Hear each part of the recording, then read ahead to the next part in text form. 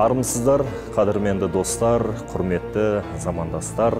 Өздеріңізбен бірге мен, актер Әділ Ахметов.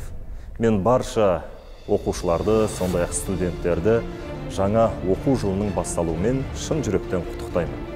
Адалдықты, парасаттылықты, мейірімділікті балаға сіңдіру бұл ата-ананың міндеті. Ол үшін ата-ана өзінен бастау керек. Өйткені бала нені көрсе, нені естісе, сонымен өседі. Ұяда не көрсең, ұшқанда соны аласың дейді ғой. Сондықтан да осы орайда мен ата-аналар балаларына барынша жақсы тәрбие беру керек.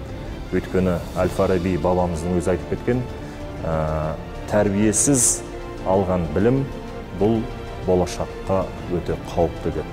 Сондықтан да ең алдымен тәрбиені сіңдіре білсек, балаға адалдықты үйретіп, мейірімділікті үйретіп, үлкенді сыйлау, кішіге ізет көрсетуді, осындай жақсы қасиеттерді сіңдіре келе, ары қарай білімге баулу керек деп есептеймін.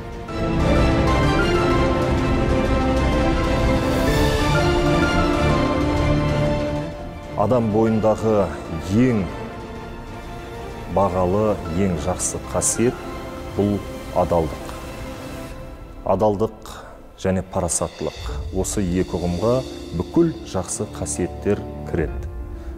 Шыншылдық та, отан сүйгіштік те, үлкенге құрметі де, кішіге ізеті де, барлығы да осы бір адалдық пен парасаттың ішіне кіреді.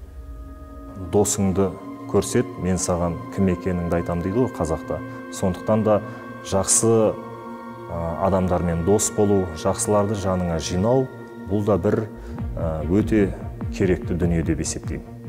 Одан кейінгі мәселе бұл әрине айналаны, табиғатты, бүкіл адамзатты жақсы көру. Сондай-ақ әрине кешірімді болу. Ең енді жастарға бір айта кетерім, қандай қиындық болмасын, сол уақытта сынып қалмау керек. Сол уақытта мына нәрсені еске түсіру керек. Ертең бұл да өтеді. Бір күн болмаса бір күні осы қиындықты мен еске алған кезде әлі күлкім келеді деп ойлау керек. Сол кезде кез келген қиындықтан, кедергіден адам мойымай өтетін болады. Өнерге әркімнің ақ бар таласы дейді ғой.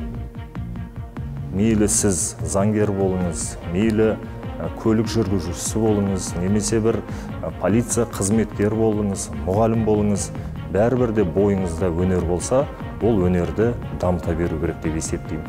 Өйткені өнер адамның жүрегін жібітеді, өнер мейірімділікке алып келеді, өнер сондай-ақ адамды, жалпы табиғатты сүюге үлкен ықпалын етеді.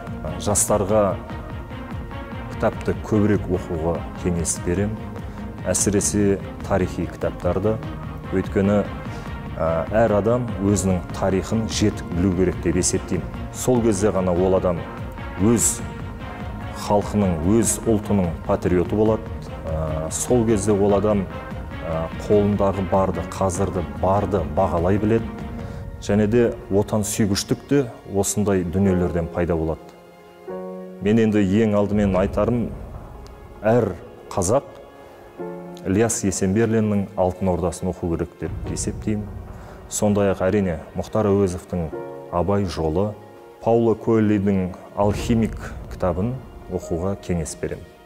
Біздің ұстазымыз Нұрғанат Жақыпбаев айтады әрдайым: анау менен неге озып кетті деп ойлама, мен неге қалып қалдым деп ойла дейді. Сондықтан да әр адам ең бірінші өз-өзімен жұмыс істеу керек, өзін қамшылау керек, кінәні біреуден іздемеу керек, тек өзінен іздеу керек. Сол кезде ғана биік-биік белестерден көрінесіздер, армандаған армандарыңызға жетесіздер.